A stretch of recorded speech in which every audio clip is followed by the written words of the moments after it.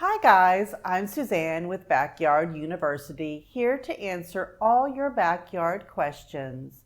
If you're planning a Halloween party, having decorations isn't enough. Add some backyard games that both kids and adults will love. Number 1, apple dunking. We can't forget the iconic apple dunking. All you need is a big bucket filled with water, a timer, and a bag of apples. Place the apples in the bucket. Each player puts their hands behind their back. Dunk your head in the water and grab an apple between your teeth. The quickest time wins. Number 2, pumpkin bowling. You will need empty cans like soup cans. Peel the label and turn it into a craft project. Paint your can with ghosts and goblins.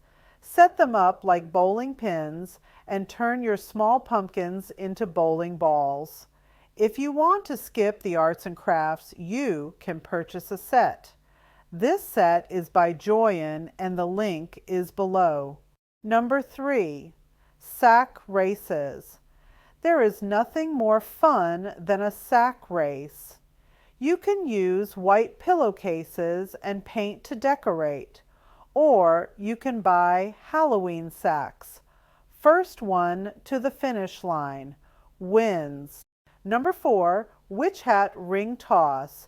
Turn your party favor witch hats into a ring toss. This witch hat comes in a pack of 5. Have players stand back and toss rings. The more rings that land on the hat, the better. The winner can wear the witch's hat.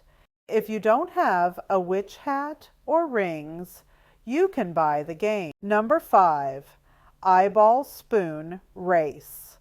All you need for this fun Halloween race is a few ping pong balls and a kitchen spoon. Decorate your balls in spooky Halloween stickers.